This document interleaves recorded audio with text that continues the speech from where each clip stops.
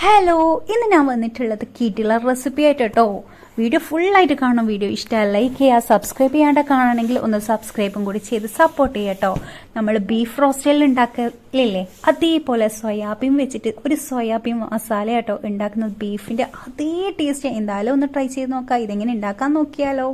അതിന് വേണ്ടിയിട്ട് ഞാൻ ആദ്യം തന്നെ വെള്ളം തിളപ്പിച്ച് അതിലേക്ക് ഉപ്പിട്ട് കൊടുത്തിട്ടുണ്ട്. ഇനി ഇതിലേക്ക് ഞാൻ ചെറിയ സോയാബീൻ കേട്ടോ എടുത്തിട്ടുള്ളത്. അത് ഞാൻ ഇതിലേക്ക് ഇട്ട് കൊടുത്ത് ഇതൊന്ന് കുതിരാൻ വെക്കുന്നുണ്ട് കേട്ടോ. ഏകദേശം ഞാൻ അരമണിക്കൂറിന് ശേഷം അത് നല്ല പോലെ കഴുകി ഇത് പൊന്തി വന്നിട്ടുണ്ട് കേട്ടോ. ഇത് നല്ല പോലെ കഴുകണം കേട്ടോ. ഒരാൾ അതിൻ്റെ അടുക്കുന്ന പിടിച്ചിട്ടുന്നുണ്ട്, നിങ്ങളിത് കാര്യമാക്കണ്ട കേട്ടോ. ഇനി നമുക്ക് ഇതൊന്ന് ഫ്രൈ ചെയ്യാനുണ്ട്. ഇനി നമുക്കിതിലേക്ക് മസാല ഇട്ട് കൊടുക്കുക. ആദ്യം തന്നെ ഞാനിതാ 1.5 ടീസ്പൂൺ കാശ്മീരി മുളക് പൊടി കേട്ടോ ഇട്ടത്. ഞാനിവിടെ 1.5 കപ്പ്, 1 കപ്പും 1/2 കപ്പും 1.5 കപ്പ് സോയാബീൻ കേട്ടോ നേരത്തെ കുതിരാനിട്ടിട്ടുണ്ടായത്. ആ 1.5 കപ്പിലേക്ക് ഞാൻ 1.5 ടീസ്പൂണാണ് കാശ്മീരി മുളക് ഇട്ടത്. പിന്നെ 2 ടേബിൾ സ്പൂൺ തൈരില്ലേ, അതും പിന്നെ ആവശ്യത്തിന് ഉപ്പ് ഇട്ട് കൊടുത്ത് നല്ലപോലെ ഒന്ന് മിക്സ് ചെയ്ത് കൊടുക്കുന്നുണ്ട് കേട്ടോ. ഇനി ഇതൊന്ന് ഞാൻ അരമണിക്കൂർ മാറ്റി വെക്കുന്നുണ്ട്. നിങ്ങൾക്ക് 1 മണിക്കൂർ വെക്കാൻ പറ്റുകയാണെങ്കിൽ അങ്ങനെ ചെയ്യാം. ഇനി ഇതിലേക്ക് വേണ്ടിയിട്ട് ഞാൻ ഉള്ളി, തക്കാളി, പച്ചമുളക് ഒക്കെ റെഡിയാക്കിയിട്ടുണ്ട്. ഞാൻ 3 മീഡിയം സൈസ് ഉള്ളിയും പിന്നെ 3 തക്കാളി പിന്നെ എരിവിന് ആവശ്യമുള്ള പച്ചമുളക് 1 ടേബിൾ സ്പൂൺ ഇഞ്ചി വെളുത്തുള്ളി ചതച്ചത് കേട്ടോ ഞാൻ എടുത്തിട്ടുള്ളത്. ഇനി ഒരു കടായി എടുത്തിട്ടുണ്ട്. അതിലേക്ക് കുറച്ച് കൂടുതൽ തന്നെ ഏകദേശം 4 ടേബിൾ സ്പൂൺ വെളിച്ചെണ്ണ ഒഴിച്ചു കൊടുക്കുന്നുണ്ട് കേട്ടോ. ഇതൊന്ന് ചൂടായി വരുന്ന ടൈം നമ്മൾ നേരത്തെ സോയാബീൻ മസാല ഒക്കെ തേച്ച് വെച്ചിട്ടില്ലേ, അത് ഇതിലേക്ക് ഇട്ട് കൊടുത്ത് നമുക്കിതൊന്ന് ഫ്രൈ ചെയ്തെടുക്കാം കേട്ടോ. ഞാൻ മൊത്തം ഇട്ട് കൊടുക്കുന്നുണ്ട്.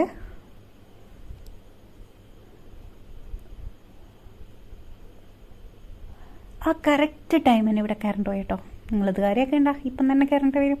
ഇനി ഇത് നല്ല പോലെ ഒന്ന് ഞാൻ മിക്സാക്കി കൊടുക്കുന്നുണ്ട് കേട്ടോ. പിന്നെ തീ ലോ ഫ്ലെയിമിലല്ല ഹൈ ഫ്ലെയിമിൽ വെച്ചിട്ട് തന്നെയാണ് കേട്ടോ ഞാൻ ഇത് ഫ്രൈ ചെയ്തെടുക്കുന്നത്.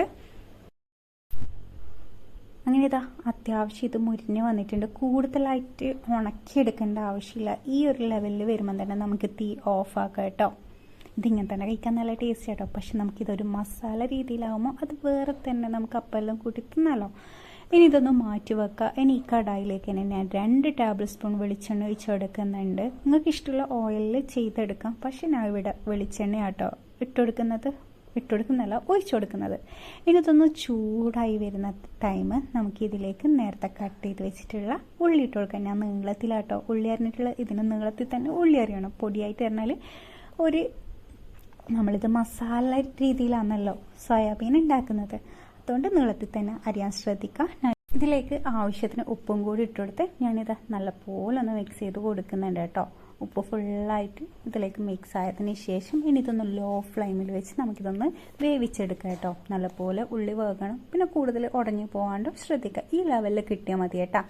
ഇനി നമ്മൾ ഉള്ളി അത്യാവശ്യം വാടി വന്നിട്ടുണ്ട്. ഇനി ഇതിലേക്ക് 1 ടേബിൾ സ്പൂൺ ഇഞ്ചി വെളുത്തുള്ളി ചതച്ചതും കൂടി ഇട്ടുകൊടുത്ത് നല്ലപോലെ ഒന്ന് മിക്സ് ചെയ്ത് കൊടുക്കുക കേട്ടോ. ഇതിൻ്റെ പച്ചമണം മാറാൻ വേണ്ടിയിട്ട് നമുക്കിതൊന്ന് മൂടിയിട്ട് വേവിച്ചെടുക്കാം കേട്ടോ. മൂടിയിട്ടില്ലെങ്കിലും കുഴപ്പമില്ല, ഞാൻ ഇതൊന്ന് മൂടിയിട്ട് കൊടുക്കുന്നുണ്ട് കേട്ടോ.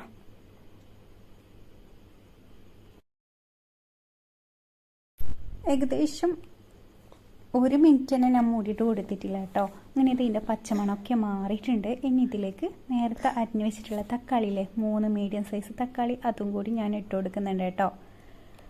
അങ്ങനല്ല, പുളിയുള്ള തക്കാളി ആണെങ്കിൽ 2 തക്കാളി ഇട്ട് കൊടുത്താൽ മതി. ഓൾറെഡി നമ്മൾ സോയാബീനിൽ തൈര് ചേർക്കുന്നതാണ്, അതുകൊണ്ട് തക്കാളി ഇടുന്ന ടൈം ഒന്ന് ശ്രദ്ധിക്കുക കേട്ടോ. പുളിയിലെ തക്കാളി ആണെങ്കിൽ 2 തക്കാളി മാത്രം മതി കേട്ടോ. ഇനി ഇത് ഇട്ടുകൊടുത്ത് നല്ലപോലെ ഒന്ന് മിക്സ് ചെയ്ത് കൊടുക്കാം.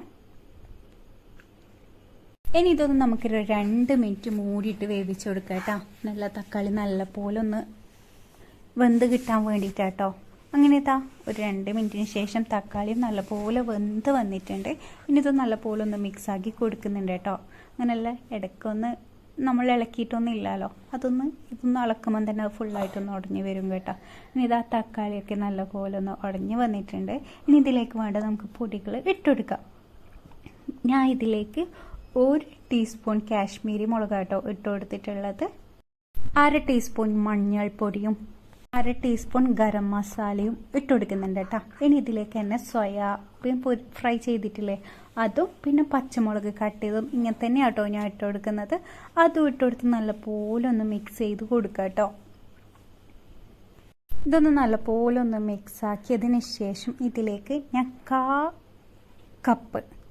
കപ്പ് ഫുള്ളായിട്ടില്ല ആ വെള്ളം ഒന്ന് ഒഴിച്ചു കൊടുക്കുന്നുണ്ട് കേട്ടോ ചുറ്റും. നിങ്ങൾക്ക് ഈ ഒരു രീതിയിൽ നല്ലപോലെ റോസ്റ്റ് ഈ ഒരു രീതിയിലാണ് വേണ്ടെങ്കിൽ വെള്ളം ഒഴിക്കേണ്ട ആവശ്യമില്ല കേട്ടോ. ഞാൻ ചെറിയൊരു ഗ്രേവി കിട്ടാൻ വേണ്ടിയിട്ടാട്ടോ വെള്ളം ഒഴിച്ചു കൊടുത്തിട്ടുള്ളത്. ഒഴിച്ചു കൊടുത്ത് ഞാൻ മൂടിയിട്ട് വേവിച്ചെടുത്തിട്ടുണ്ട് കേട്ടോ. എന്നിട്ട് അതിനുശേഷം ഞാൻ ഒരു മിനിറ്റിന് ശേഷം മൂടി തുറന്ന് കുറച്ച് കറിവേപ്പിലയും കൂടി ഇട്ട് കൊടുത്ത് നല്ലപോലെ ഒന്ന് മിക്സാക്കി കൊടുക്കുന്നുണ്ട്.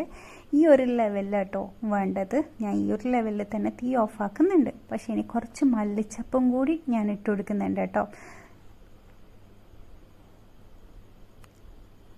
ഞാൻ ഇത് ചപ്പാത്തിൻ്റെ കൂടെ കഴിക്കാനാട്ടോ ഉണ്ടാക്കിയിട്ടുള്ളത്. സംഭവം ഇല്ലേ നമ്മൾ വെള്ളപ്പത്തിൻ്റെ കൂടെ ഒക്കെ നല്ല ടേസ്റ്റാണ്. എന്തായാലും ഒന്ന് ഉണ്ടാക്കി നോക്കാം കേട്ടോ.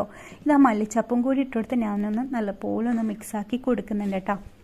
സംഭവം ഇതാ സെറ്റായിട്ട് വന്നിട്ടുണ്ട്. സംഭവം ഇല്ല ഇപ്പോൾ പറയുമ്പോൾ വായിന്ന് വെള്ളം വരുന്നുണ്ട്. അത്രക്കും ശരിക്കും പറഞ്ഞാൽ ബീഫ് കറിയില്ലേ ബീഫ് റോസ്റ്റിൻ്റെ അതേ ടേസ്റ്റിൽ തന്നെ കേട്ടോ സാധനം കിട്ടിയിട്ടുള്ളത്.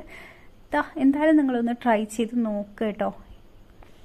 ഞാൻ ഇത് ചപ്പാത്തിൻ്റെ കൂടെ കേട്ടോ കഴിക്കുന്നത്. എനിക്ക് ഒരുപാട് ഇഷ്ടമായി. നിങ്ങൾക്ക് ഇഷ്ടമായെങ്കിൽ എന്തായാലും ട്രൈ ചെയ്ത് നോക്കുക. വീഡിയോ ഇഷ്ടമായാൽ ലൈക്ക് ചെയ്യുക. അതേപോലെ ആദ്യമായിട്ട് എൻ്റെ വീഡിയോ കാണണമെങ്കിൽ ഒന്ന് സബ്സ്ക്രൈബും കൂടി ചെയ്ത് സപ്പോർട്ട് ചെയ്യുക.